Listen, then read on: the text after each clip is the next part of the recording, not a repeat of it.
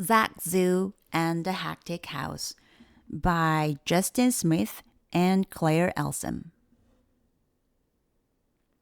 Zach Zoo lives at number 1 Africa Avenue. His mom and dad are away on safari, so his animal family is looking after him. Sometimes things get a little wild. One Wednesday night, Zach Zoo was pushed out of his bed by lots of sleeping animals. Zach got up and went downstairs, stepping over more snoring creatures as he went. He loved living with his animal family, but the house was getting very busy. Everyone had to take turns to eat breakfast because there wasn't room at the table for them all. Zach's mom and dad liked to send him presents. They liked to send him new members for his animal family, even though the house was full. Muddy Base Camp, Riverbank Rise, Africa.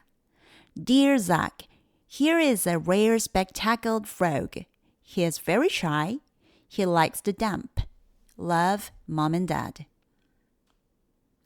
Zach took the frog to the bathroom. It was getting very crowded in there. We need a bigger house, said Zach.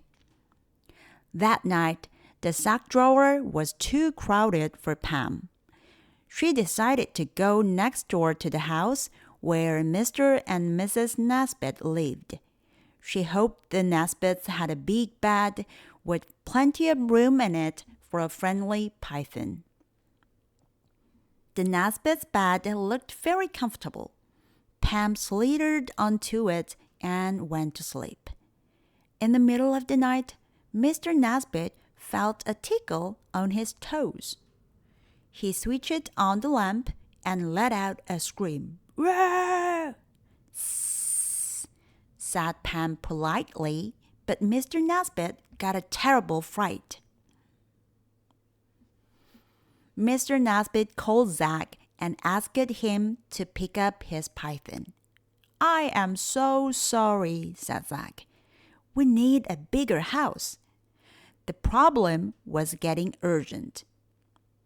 That night, it was Grace who fell out of the crowded bed. Ouch!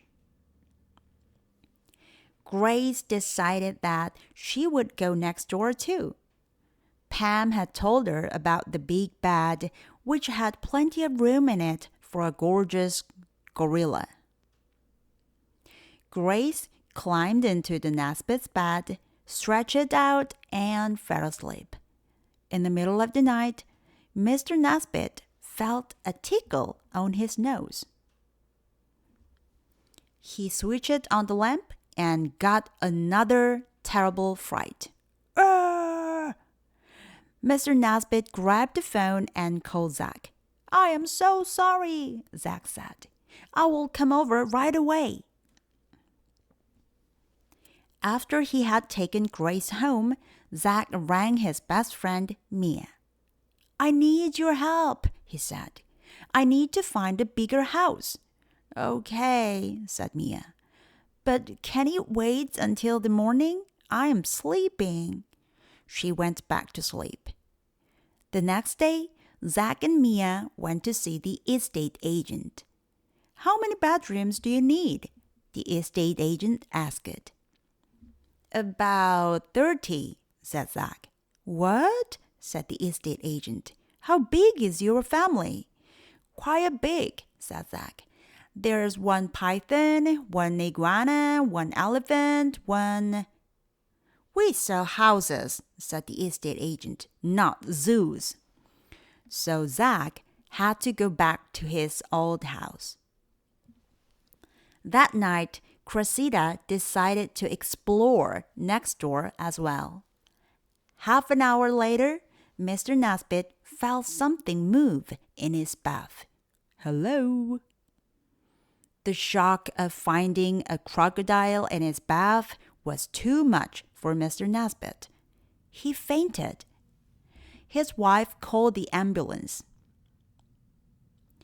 When Mr. Nesbit was back from hospital, Zach went next door to see him.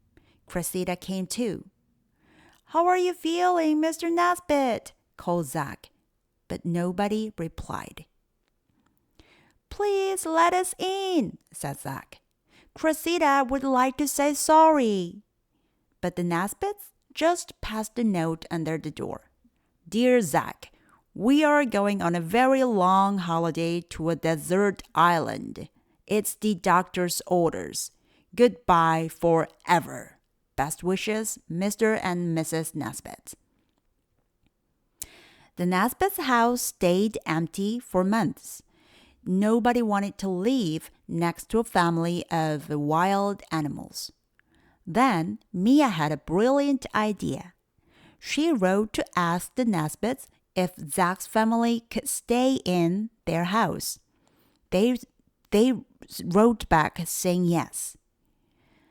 Zach made some changes to the Nesbits' house, and his animal family moved in. Zach wrote to a Nesbits every month. "Dear Mr. and Mrs. Nesbit, we are still looking after your house. We had to cut a hole in the roof for the giraffe. But don't worry, the rain doesn't come in. Best wishes, Zatsu."